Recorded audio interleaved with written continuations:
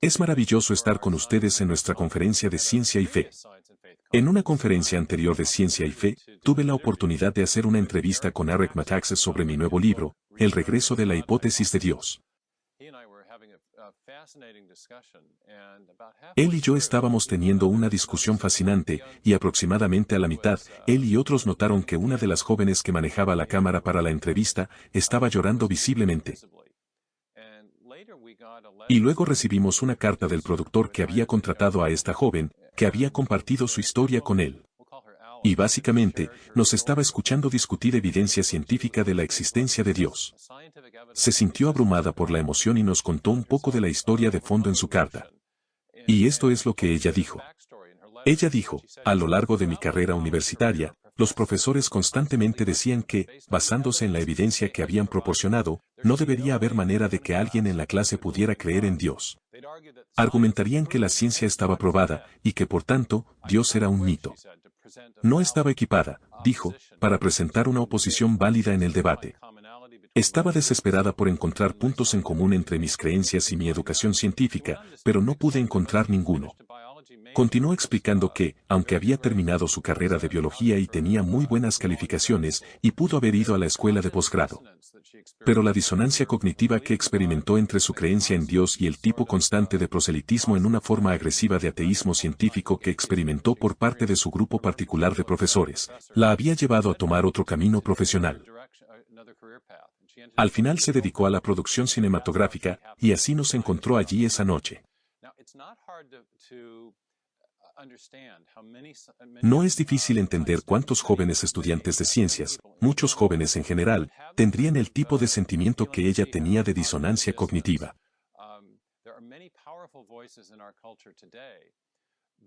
Hay muchas voces poderosas en nuestra cultura actual que han declarado que la ciencia bien entendida socava la creencia en Dios. Muchos de ustedes recordarán y serán conscientes de que desde aproximadamente el 2006 se ha producido una avalancha de libros bajo el título Nuevo Ateísmo, como un género literario particular que se ha vuelto bastante popular. Richard Dawkins fue uno de los primeros autores en escribir un libro de este tipo. Su libro se llamó El espejismo de Dios. En él, Dawkins argumentaba que la ciencia correctamente entendida socava la creencia en Dios. Su argumento fue el siguiente: desde el siglo XIX sabemos que el argumento más poderoso a favor de la existencia de Dios es el argumento del diseño, porque la evidencia del diseño es públicamente accesible, es visible para todos. De modo que la evidencia del diseño en la naturaleza sugería la necesidad de un diseñador. Pero dijo que ese fue un argumento poderoso solo hasta la época de Charles Darwin, quien explicó que la apariencia del diseño no era el producto de una inteligencia diseñadora real, sino más bien el producto de un proceso no dirigido y no guiado que podía imitar los poderes de una inteligencia. Y ese proceso, por supuesto, fue su famosa idea de que la selección natural actúa sobre variaciones aleatorias. Como dijo Dawkins, ahora no tenemos evidencia de un diseño real, sino solo evidencia de la apariencia del diseño o de la ilusión del diseño. Y por lo tanto, no tenemos evidencia de un diseñador, así que no tenemos evidencia pública, ni evidencia científica de Dios. Dijo que todavía puedes creer en Dios si quieres, pero lo hace sobre la base de una especie de espejismo. Y ese es el título de su libro, El espejismo de Dios. Ha habido muchos otros libros de este tipo que han aparecido desde aproximadamente 2006. El otro libro que ven en la diapositiva detrás de mí, Romper el hechizo, fue escrito por el filósofo de la ciencia Daniel Dennett en la Universidad de Tufts. Puedes imaginar cuál es el hechizo, es una creencia religiosa, y sabes que lo rompe. Es un descubrimiento científico. Y creo que este nuevo género ateo ha socavado para muchos jóvenes su confianza y la posibilidad de una creencia racional en Dios. Y las encuestas de opinión pública muestran precisamente eso. En este grupo de edad, de 18 a 31 años, ha habido un fuerte aumento en lo que los encuestadores llaman los no afiliados religiosamente. Y muchos jóvenes que han adoptado un punto de vista agnóstico o ateo señalarán la falta de evidencia científica sobre Dios como un factor clave en esa creencia. Dawkins ha hecho un buen trabajo al enmarcar el tema, y hoy voy a aprovechar eso en esta charla. Porque dice que el universo que observamos tiene precisamente las propiedades que deberíamos esperar. Si en el fondo no hay ningún designio, ningún propósito, nada más que una indiferencia ciega y despiadada. En otras palabras, el universo que observamos es consistente con lo que los filósofos llaman una cosmovisión materialista. Que la materia y la energía son las cosas de las que proviene todo lo demás, y que no hay ningún propósito de inteligencia detrás del universo. Y las propiedades del universo, dice Dawkins, son exactamente las que esperaríamos si ese tipo de universo materialista fuera de hecho el caso.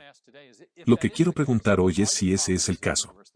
¿Son las propiedades del universo que observamos las que esperaríamos si una cosmovisión materialista fuera cierta?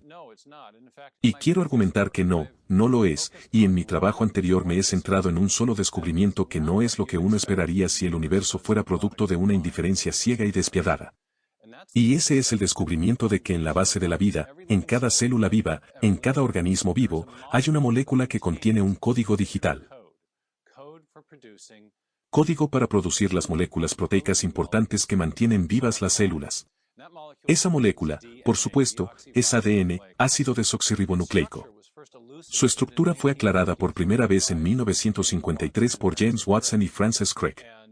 Y recuerden en la clase de biología, lo que demostraron fue que el ADN tiene esta hermosa estructura de doble hélice.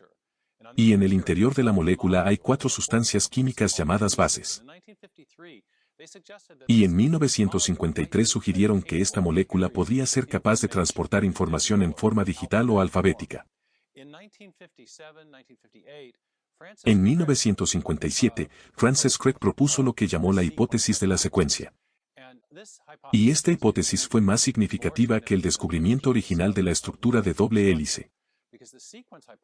Porque la hipótesis de la secuencia propuso que las 4 bases químicas llamadas nucleótidos, o bases de nucleótidos, las subunidades químicas a lo largo del interior de la molécula de ADN, funcionan como caracteres alfabéticos en un lenguaje escrito.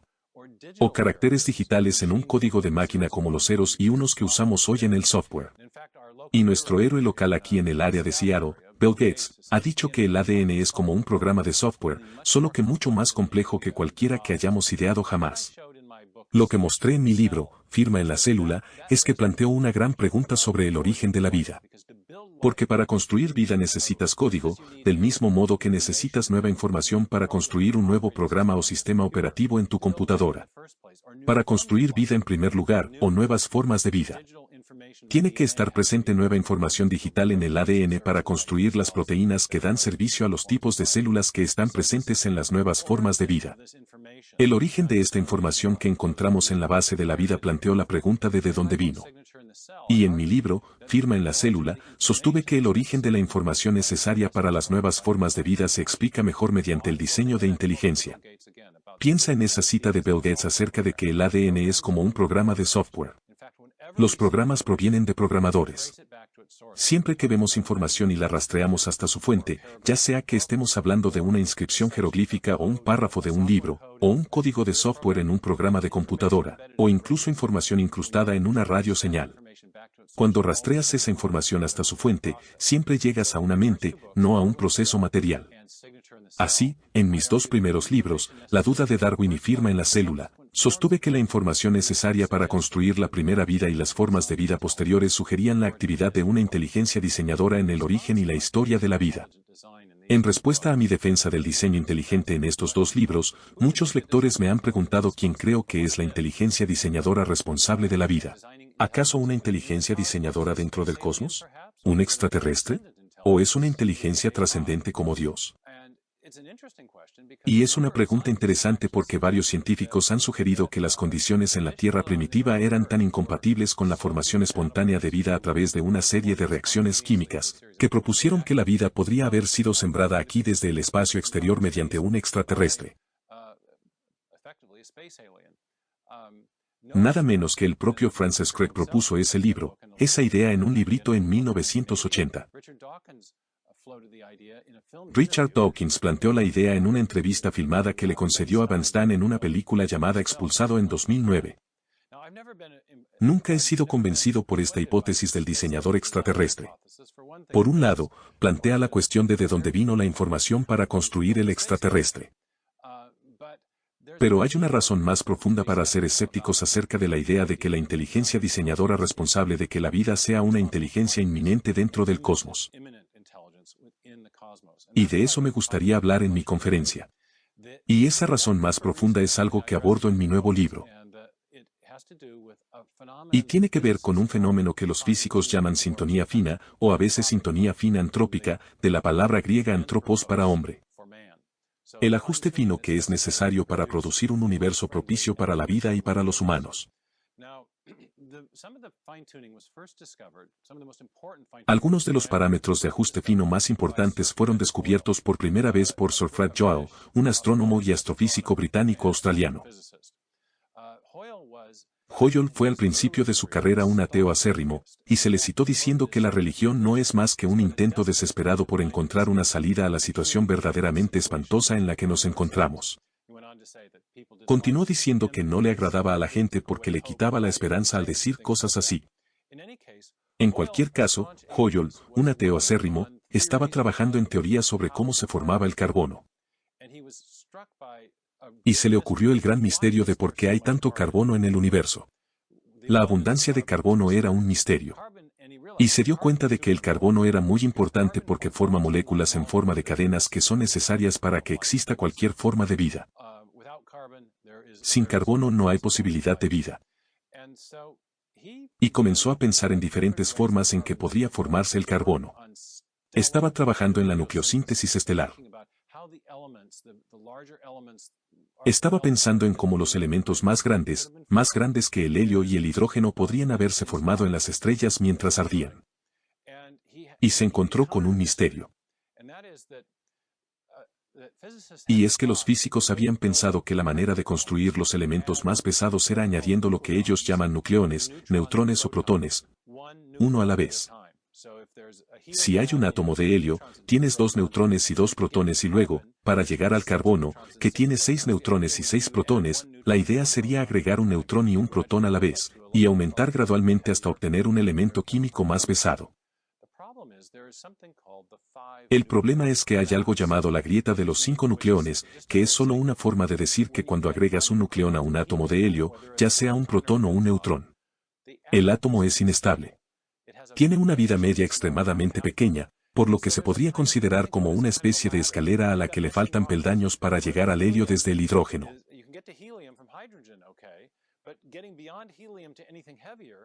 Pero ir más allá del helio a algo más pesado es imposible porque cuando se agrega un nucleón, ese estado químico es inestable y desaparece inmediatamente. Otra teoría era que tal vez 3 moléculas de helio chocaron todas a la vez para formar un carbono. El helio tiene un peso atómico de 4, y si tienes 3 de ellos obtienes 12, que serían 6 neutrones, 6 protones y listo. Pero las probabilidades de que 3 átomos de helio colisionaran al mismo tiempo eran extremadamente pequeñas. Hoyle y otros científicos se preguntaban cómo podríamos lograr que se formara carbono, y por lo tanto, cómo podemos explicar la asombrosa abundancia de carbono en el universo que hace posible la vida. Lo que acabó proponiendo fue que el helio se combinara con un elemento más pesado conocido como berilio que tiene un peso atómico de 8. Y esto fue posible porque se podían obtener 2 helios para formar el berilio, y luego se podían formar el berilio y un helio y luego llegar al carbono, pero también había un problema con eso. Que cuando el berilio 8 y el helio 4 se combinan, se produce una molécula de carbono que tiene un nivel de energía superior al carbono que vemos a nuestro alrededor. Y tenía un nivel de resonancia muy preciso de 7.65 megaelectronvoltios, era mucho más energético que el carbono normal. Hoyle le encargó a un amigo de Caltech, un físico llamado Willie Fowler, y le preguntó si podía hacer algunos experimentos para ver si había una forma de carbono que tuviera este nivel de resonancia más alto. Y descubrió que sí, pero cuando Hoyle comenzó a pensar en esto se dio cuenta de algo. Que debe haber un montón de cosas que tenían que estar exactamente dentro de las estrellas para producir carbono en esa resonancia.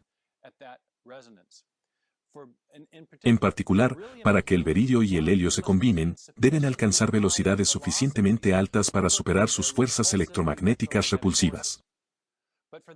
Pero para que eso suceda, las estrellas tienen que estar lo suficientemente calientes como para generar esas velocidades críticas, pero eso solo sucedería si la fuerza de la gravedad, mientras atrae a los átomos para superar esas fuerzas electromagnéticas, fuera la correcta durante el proceso de síntesis nuclear estelar.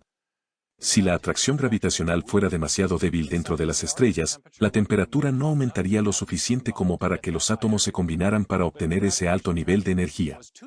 Pero si la atracción gravitacional fuera demasiado fuerte, la nucleosíntesis ocurriría demasiado rápido y las estrellas se quemarían demasiado rápido, y nunca obtendríamos sistemas planetarios estables donde pudiera haber vida. Fue un enigma. Parecía que para formar carbono las fuerzas gravitacionales debían estar extremadamente sintonizadas y debían estar perfectamente equilibradas con las fuerzas electromagnéticas. Y esto resultó ser solo la punta del iceberg. Había toda una serie de coincidencias cósmicas en las que todo tenía que ser perfecto para explicar lo que era necesario para la vida. Solo para producir carbono, he aquí 5 de estas coincidencias cósmicas. La fuerza gravitacional, o lo que los físicos llaman la constante de fuerza que determina la fuerza exacta de la gravitación, tenía que ser la correcta.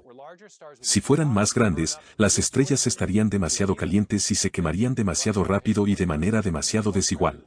Si fueran menores, las estrellas permanecerían tan frías que la fusión nuclear nunca se encendería, y nunca habría producción de elementos pesados. La constante de fuerza electromagnética también tenía que equilibrarse delicadamente. Si fuera más grande, no se produciría el enlace químico. Los elementos más masivos que el boro serían demasiado inestables para la fisión. Si fuera más pequeña, sería insuficiente para producir enlaces químicos. Y sucesivamente. Las otras fuerzas fundamentales de la física, las llamadas fuerza nuclear fuerte y fuerza nuclear débil, también tuvieron que equilibrarse delicadamente. Si cualquiera de estas fuerzas fuera demasiado grande o demasiado pequeña en fracciones muy pequeñas, no habría posibilidad de formar elementos estables. La química básica de la vida sería imposible y no tendríamos un universo que la permitiera. Además de todo esto, resulta que las unidades fundamentales de la materia, como la llamada quarks, que componen los protones y los neutrones, debían tener masas muy precisas. Sus masas tenían que tener valores muy precisos para que ocurrieran las reacciones nucleares correctas que producirían los elementos correctos, como el carbono y el oxígeno, que son necesarios para un universo que permita la vida. En el caso de la masa de los quarks, hay quarks arriba y quarks abajo, hay 9 conjuntos separados de criterios que deben cumplirse simultáneamente para hacer posible la química básica de la vida. Mientras Hoyle comenzaba a reflexionar sobre todo esto, se le ocurrió que vivíamos en una especie de universo de ricitos de oro donde todo estaba bien, las fuerzas no eran demasiado fuertes ni demasiado débiles, las masas no eran demasiado grandes ni demasiado pequeñas. Y comenzó a repensar su cosmovisión atea, materialista y acérrima. Hay 2 tipos básicos de ajuste fino de los que hablan los físicos. Una es el ajuste fino de las leyes y las constantes de la física. Esas fuerzas fundamentales básicas tienen fortalezas muy precisas. La fuerza gravitacional tiene una fuerza precisa. Si es más fuerte o más débil, no se formará carbono. Y hay muchos otros parámetros que permiten la vida y que dependen de que esa constante de fuerza gravitacional esté finamente ajustada. Pero además de eso, los físicos hablan del ajuste fino de las condiciones iniciales del universo. Esta es la configuración de la materia y la energía desde el principio, justo en el Big Bang. Resulta que la disposición de la materia y la energía tenía que ser muy precisa para permitir un universo estructurado y ordenado como el que tenemos con las galaxias, los planetas y los sistemas planetarios. Ese es el ajuste fino de las condiciones iniciales. Roger Penrose, un físico británico, ha calculado que esta inicial, lo que se llama la entropía inicial del universo, estaba afinada en un grado exquisito, que es muy difícil de entender. El cálculo que hizo mostró que esa condición inicial de ajuste fino era una parte entre 10 elevado a 10 elevado a 123. Un número hiperexponencial, 10 elevado a la décima potencia, y luego elevado a la 123 potencia.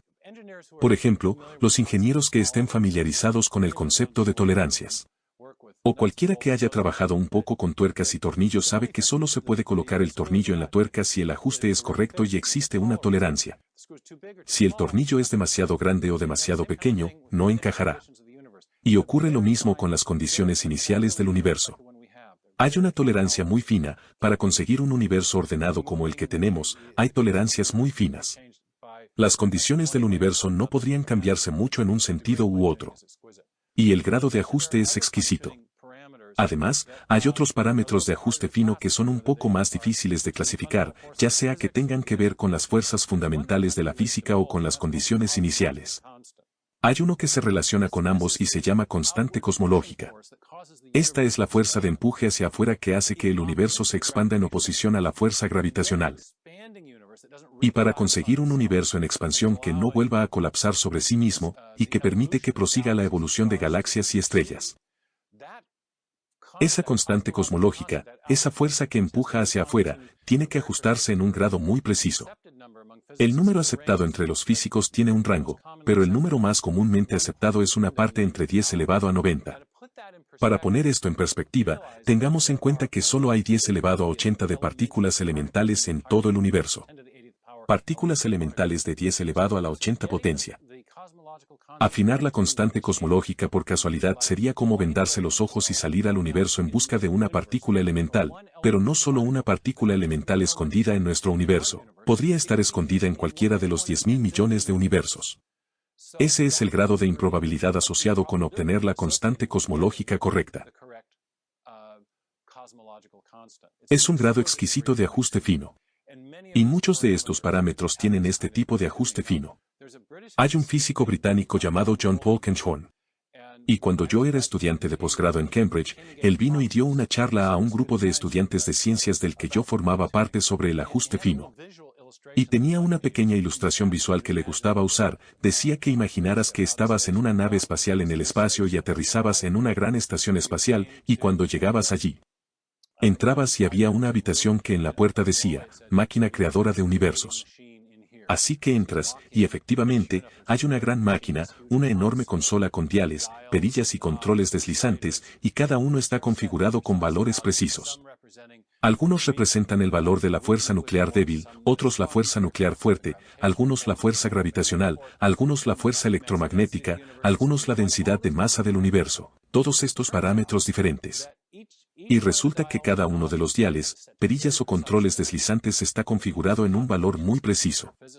Y haces algunos cálculos porque eres físico, y te das cuenta de que si cambias esos diales, o haces clic en esa configuración de una forma u otra, ya no tendríamos un universo que permita la vida. La vida en el universo sería imposible. Y utilizó este ejemplo para transmitir la idea del ajuste fino, de múltiples parámetros que se establecen exactamente para permitir la posibilidad de vida. Y solía preguntarle a su audiencia, ¿qué opinan de eso? Una vez tuve la oportunidad de entrevistarlo en Portland cuando estaba aquí en los Estados Unidos para una charla que estaba dando Stephen Hawking. Y después lo entrevisté y le pregunté, ¿qué opina de que todos estos parámetros estén configurados correctamente? Y dijo, en su acento británico, no digo que los ateos sean estúpidos, solo digo que el teísmo proporciona una explicación más satisfactoria. Y muchos de los físicos que han participado en el descubrimiento de estos parámetros de ajuste han llegado a una conclusión muy similar. Sir Fred Joule, quien era, como mencioné, inicialmente un ateo, o en el mejor de los casos, un agnóstico acérrimo. Como resultado de sus propios descubrimientos de estos parámetros de ajuste, llegó a la conclusión de que eran producto de algún tipo de diseño inteligente. Y hay una cita famosa donde dice, una interpretación de sentido común de los datos sugiere que un superintelecto ha hecho monadas con la física, así como la química y la biología, para hacer posible la vida. Y siempre me gusta la forma en que los monos entran en la discusión sobre los orígenes, incluso si hablamos de física. En cualquier caso, se ha convertido en una opinión muy común entre los físicos que el ajuste fino sugiere un sintonizador fino. Y observemos cómo esta conclusión contrasta con esa interesante declaración de Richard Dawkins con la que comencé la conferencia. Dawkins dijo, el universo que observamos tiene precisamente las propiedades que deberíamos esperar si en el fondo no hay ningún propósito, ningún diseño, nada más que una indiferencia ciega y despiadada. Yo diría que el ajuste no es lo que se esperaría si en el fondo no hubiera nada más que una indiferencia ciega y despiadada. A primera vista, el ajuste parece sugerir un afinador. Y muchos científicos, incluidos aquellos que no han abandonado su agnosticismo o su visión materialista del mundo, también lo han dicho. George Bernstein, un astrónomo que sigue siendo un agnóstico materialista, ha dicho que todavía surge insistentemente la idea de que debe estar implicada alguna agencia sobrenatural, o más bien agencia con una A mayúscula. ¿Será posible que de repente y sin proponérselo nos hayamos topado con la prueba científica de la existencia de un ser supremo? ¿Fue Dios quien intervino y creó tan providencialmente el cosmos para nuestro beneficio? Así que esta idea de que el ajuste fino sugiere un sintonizador fino ha sido una intuición persistente entre muchos físicos desde que se descubrieron estos numerosos parámetros, con la extrema improbabilidad asociada a ello. Ahora bien, ¿por qué algo como el ajuste fino sugiere tan persistentemente un diseño inteligente incluso a físicos que tienen inclinaciones ateas, agnósticas o materialistas? Hay una buena razón para esto, y mi colega William Dembski, quien también hablará en esta maravillosa conferencia sobre ciencia y fe, ha hecho mucho para explicar esta conexión. Algo así como un ajuste fino parece desencadenar esta conciencia o percepción del diseño. En 1998 escribió un libro innovador llamado La inferencia del diseño con Cambridge University Press. Y en él articuló una teoría de detección de diseño. Y una forma de ilustrar su teoría es mirando los rostros famosos del Monte Rushmore. Si miras esos rostros reconoces inmediatamente que fueron producto de algún tipo de intención de diseño, de propósito, de actividad, en este caso una escultura. ¿Por qué es eso? Cuando se les hace esa pregunta, muchas personas se sienten tentadas a decir que las formas son tan improbables que no se esperarían formas como esa en una montaña común y corriente. Eso es increíblemente improbable, y Dembski dice que sí, son muy improbables, es una configuración de roca muy inusual e improbable en la ladera de la montaña. Pero dice que eso no es todo. Muchas cosas improbables suceden todo el tiempo. El montón de rocas en la base de la montaña en la ladera del talud también es extremadamente improbable, pero no queremos decir que la disposición particular de las rocas en ese montón fue diseñada. Son muy improbables pero aleatorios en su origen. ¿Qué es, además de la improbabilidad, lo que desencadena la inferencia de diseño? Y Dembski dice que es la presencia de un patrón, o una coincidencia de patrón. Es nuestra conciencia de algo que sabemos por experiencia independiente que coincide con lo que estamos viendo allí en la montaña. En este caso el rostro humano, o más concretamente, los rostros de los presidentes que conocemos por las fotografías de la Galería Nacional o por el dinero. Y esa conjunción de algo que es muy improbable que también ejemplifica un patrón que conocemos por experiencia independiente, que desencadena la inferencia de diseño.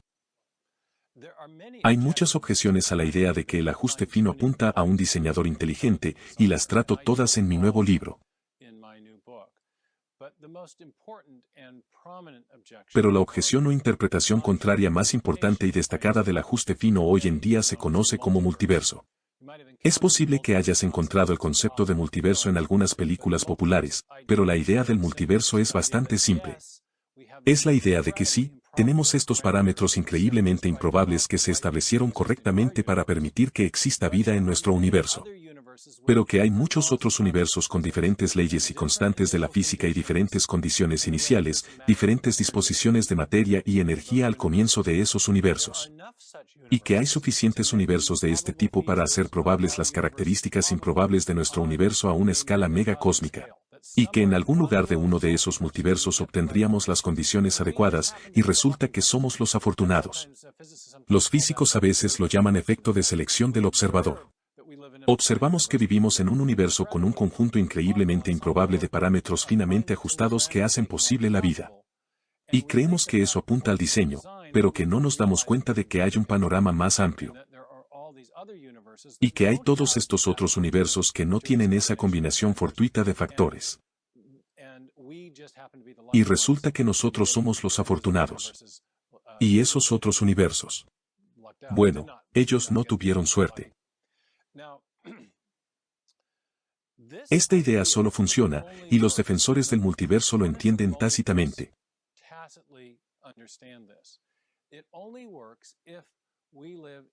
Solo funciona si existe alguna conexión entre los universos.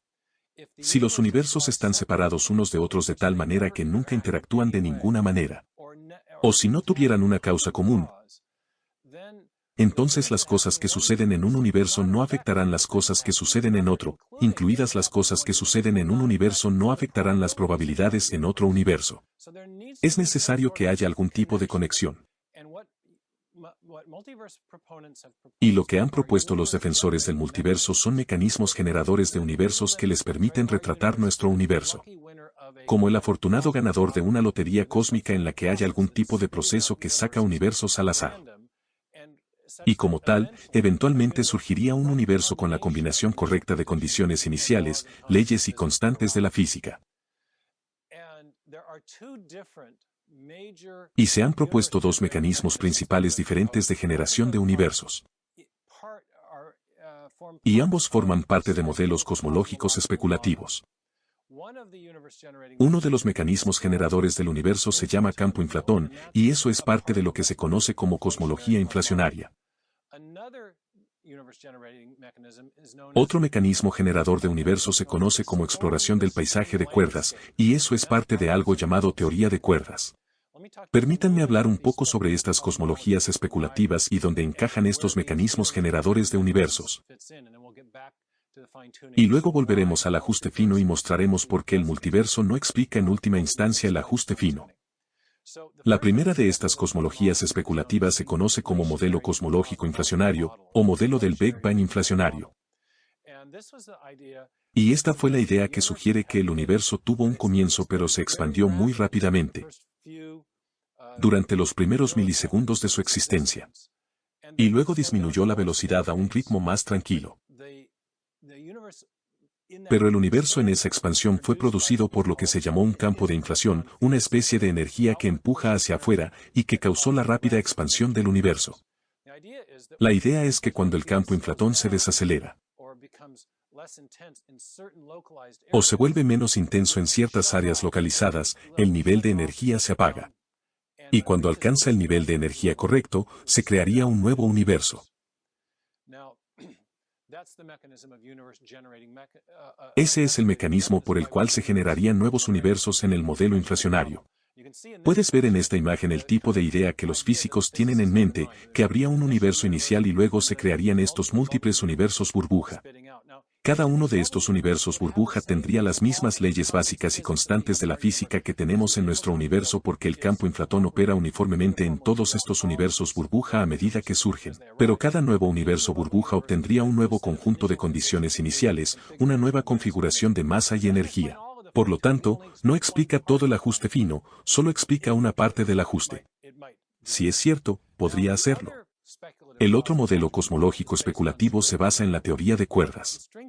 En la teoría de cuerdas, es posible que hayas oído un poco sobre ella en los documentales de la PBS, y la teoría de cuerdas es la idea de que las unidades fundamentales de la materia son pequeñas cuerdas de energía que vibran.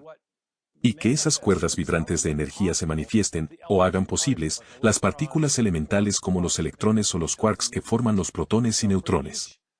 Para cada partícula elemental hay una cuerda vibrante subyacente, y para cada una de las fuerzas fundamentales hay una cuerda vibrante subyacente. Para que la teoría de cuerdas funcione por razones altamente teóricas y un poco difíciles de explicar en el breve tiempo que tenemos, el físico tuvo que postular dimensiones extrainvisibles del espacio. A estas se les llamó compactaciones del espacio. Y asociado con la teoría de cuerdas hay todo un conjunto de ecuaciones, y la esperanza era que pudieran resolver estas ecuaciones y generar una descripción del universo que fuera única para nuestro universo, que coincidiera con nuestro universo de una manera única. En cambio, cuando resolvieron las ecuaciones de la teoría de cuerdas, describiendo entre otras cosas estas diferentes compactaciones del espacio, descubrieron que había una gran cantidad de soluciones posibles. No obtuvimos una solución única que coincidiera con nuestro universo. Y al principio eso molestó a los físicos, pero luego algunos pensaron que tal vez podríamos pensar que cada una de esas soluciones correspondía a un universo posible diferente. Y obtuvieron un multiverso a partir de las ecuaciones de la teoría de cuerdas. Y ese multiverso, o ese conjunto de soluciones a las ecuaciones de cuerdas, pasó a ser conocido como el paisaje de la teoría de cuerdas. Y la idea aquí era que cada una de las posibles compactaciones del espacio descritas por las ecuaciones de la teoría de cuerdas, esta correspondería a un universo diferente con diferentes leyes y constantes de la física. En este caso, no condiciones iniciales diferentes, sino leyes y constantes físicas diferentes. Y es más, que se produciría una especie de proceso de caída en cascada hacia abajo. Propusieron que tal vez el universo inicial de la teoría de cuerdas era una compactación del espacio de alta energía, y luego, a medida que decaía en su energía, exploraría las otras posibles compactaciones del espacio que estaban descritas por las ecuaciones de la teoría de cuerdas. cosas muy embriagadoras de todos modos.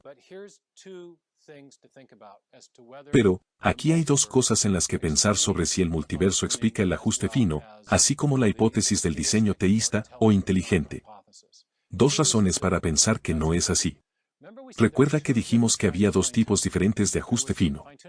Hubo un ajuste fino de las condiciones iniciales y un ajuste fino de las leyes y constantes de la física.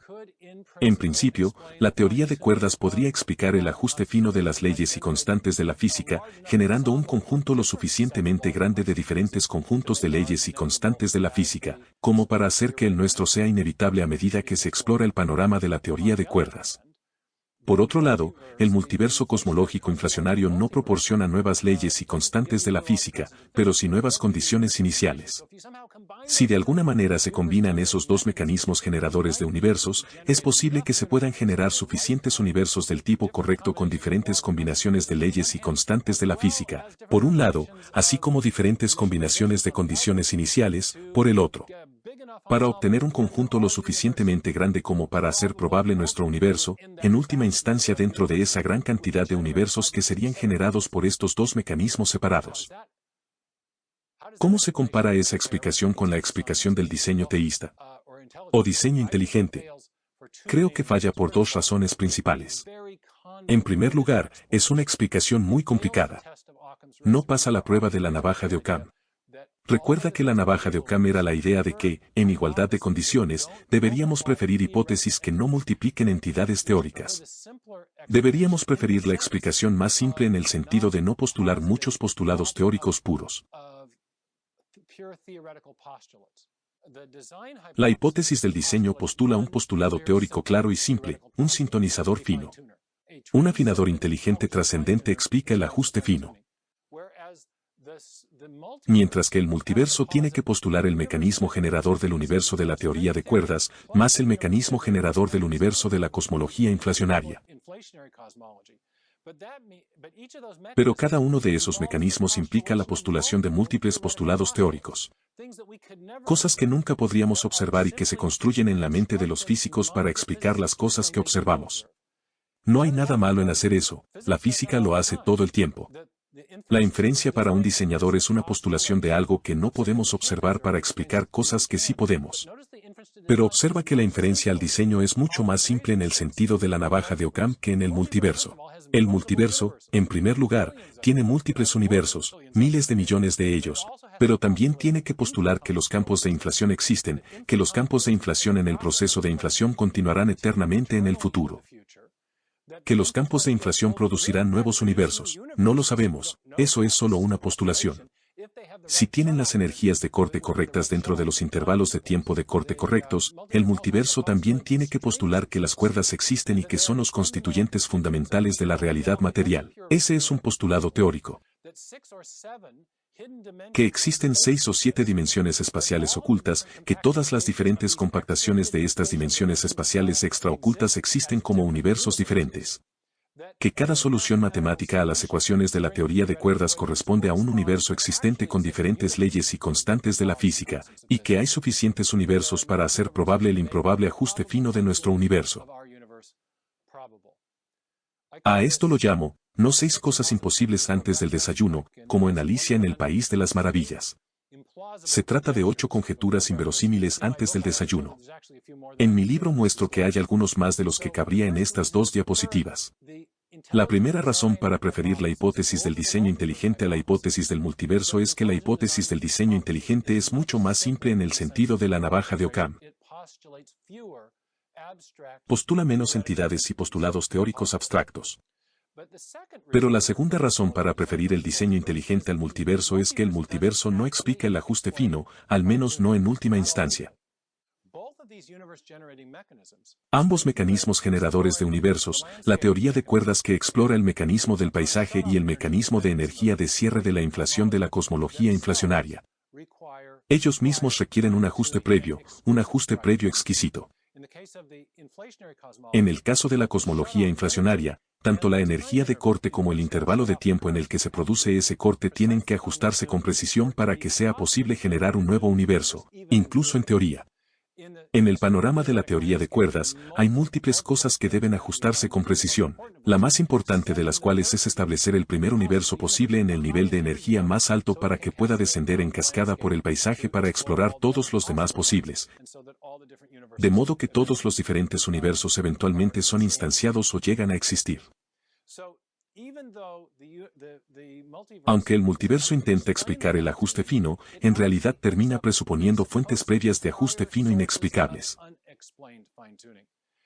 Y por lo tanto, en última instancia, no explica el ajuste, hace retroceder el problema del ajuste una generación. Incluso si es cierto, no explica el ajuste, lo que deja el ajuste sin explicación.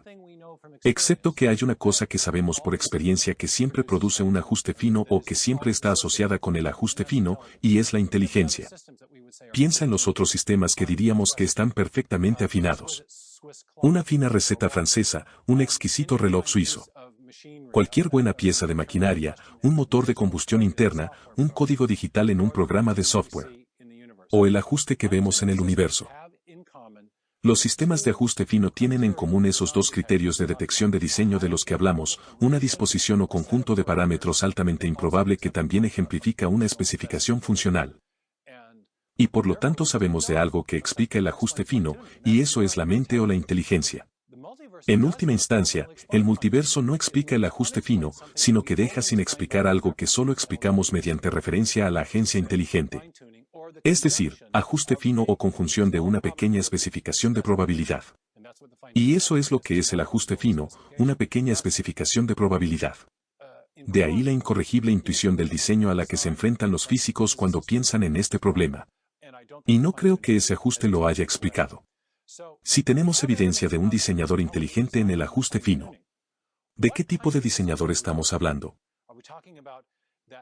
¿Estamos hablando de ese extraterrestre o diseñador inminente dentro del cosmos, como un extraterrestre, o estamos hablando de una forma trascendente de inteligencia, también conocido como algo así como Dios? Bueno, recuerda algo sobre el ajuste fino. Los parámetros de ajuste se establecen desde el principio del universo. Es evidente que así están establecidas las condiciones iniciales de la materia y la energía en el comienzo del universo. El impulso inicial de esa constante cosmológica es desde el principio. Y las leyes y constantes de la física se establecen muy temprano. Y esto plantea un problema para la inminente inteligencia diseñadora de cualquier ser dentro del cosmos. Cualquier ser dentro del cosmos no será capaz de explicar el origen del ajuste del que depende su existencia misma. El físico australiano Luke Barnes ha escrito el fantástico libro Un universo afortunado sobre el ajuste fino. Dice que una inteligencia inminente podría ser capaz de mover materia y energía, pero tal inteligencia no podría explicar el origen de las condiciones iniciales del universo que preceden a su existencia. Ni tampoco podría explicar las características de las leyes de la física que se le aplican en cada momento. Cuando incorporamos la evidencia de ajuste fino a la ecuación, así como la evidencia que tenemos en biología del diseño, solo un diseñador trascendente explica ambas cosas. Una inteligencia inminente podría explicar el diseño biológico, pero ciertamente no explica el diseño cosmológico o físico que encontramos con el ajuste fino. Y eso es lo que hago en el libro El retorno de la hipótesis de Dios. Comparo explicaciones metafísicas o cosmovisiones en competencia con respecto tanto a la evidencia de diseño que tenemos en biología como a la evidencia de diseño que tenemos en física. Y también menciono otro factor clave, que es que la astrofísica y la cosmología modernas han demostrado que el universo tuvo un comienzo definido en el tiempo. Y comparo cosmovisiones en competencia con respecto a estos tres grandes hechos para tratar de evaluar esta cuestión de quién es el diseñador, y qué puede decirnos la ciencia sobre el diseñador responsable de la vida y del universo. Hemos visto que lo que se llama panspermia, o la idea de los extraterrestres, no explica el ajuste fino de las leyes y constantes de la física o las condiciones iniciales del universo. La filosofía oriental del panteísmo tampoco logra explicar el ajuste porque el dios panteísta no es un dios que tenga mente, el dios panteísta es coextensivo con la materia y la energía. Dios está en las flores, en los árboles, en las rocas y los planetas, pero Dios no es una entidad personal con una mente con la que puedas comunicarte. Ni una mente que pudiera elegir una cosa frente a otra, es decir, diseñar algo. De modo que el panteísmo falla como explicación del ajuste fino y del origen del universo mismo, porque antes de que existiera la materia y la energía no había ningún dios panteísta, y sin embargo, la materia y la energía comenzaron a existir hace un tiempo finito. Nuestra cosmología moderna nos lo dice. También hemos visto que el materialismo no explica ninguno de estos importantes hechos sobre los orígenes biológicos y cosmológicos. En la medida en que hay evidencia de una mente diseñadora en la base de la vida en el código digital. Eso no es algo que una cosmovisión materialista pueda explicar porque niega una mente independiente de la nuestra que surge a través del proceso evolutivo, así que no existe una mente antes al origen de la vida que explique la información necesaria para producirla. Por igual, el materialismo no explica el origen del ajuste fino con el multiverso, que es su mejor intento para hacerlo, y falla porque retrocede la cuestión del ajuste fino, y no explica el origen de la materia, el espacio, el tiempo y la energía que surgieron al comienzo del universo. Porque antes del comienzo del universo no había nada para causarlo y traerlo a la existencia. De modo que el materialismo como cosmovisión también fracasa. El deísmo podría explicar el ajuste del universo al principio, podría explicar el origen del universo, pero no explica la evidencia del diseño que surge después del comienzo, como la que vemos en biología y la evidencia del código digital en el ADN. Explica dos de los tres hechos clave, pero no el tercero. Y lo que concluyo en el nuevo libro es que solo el teísmo clásico, la postulación de lo que yo llamo una hipótesis de Dios, donde Dios es concebido como inteligente, personal, trascendente y activo en la creación después del principio, puede explicar cada uno de estos tres hechos clave. Que el universo tuvo ante todo un comienzo, que ha estado finamente sintonizado desde el principio, y que ha habido infusiones o ráfagas de información que llegan a la biosfera de nuestra Tierra desde el principio. Cuando analizamos esos tres hechos clave, el teísmo proporciona la mejor explicación general. Y como hemos visto al centrarse esta conferencia en el ajuste fino, esa evidencia del ajuste fino es crítica para eliminar como explicación plausible tanto el materialismo, el panteísmo y la idea de panspermia de un diseñador alienígena. Todavía sigue vigente el deísmo, pero el deísmo no puede explicar la evidencia biológica del diseño que tenemos. Como resultado de este tipo de análisis, muchos científicos, historiadores y filósofos de la ciencia están abriendo nuevamente sus mentes a la idea de una hipótesis de Dios. Frederick Burnham, un destacado historiador de la ciencia, dijo que la idea de que Dios creó el universo es una hipótesis más respetable hoy que en cualquier otro momento de los últimos 100 años. En mi nuevo libro, El retorno de la hipótesis de Dios, voy un poco más allá y sostengo que Dios, concebido como lo hacen los teístas tradicionales, como un agente trascendente, personal e inteligente que actúa en la creación después del principio, que ese concepto de Dios proporciona la mejor evidencia general que tenemos de evidencias biológicas, físicas y cosmológicas, incluyendo esta fascinante evidencia que hemos estado examinando del ajuste de las leyes y constantes de la física y las condiciones iniciales en el universo. Muchas gracias.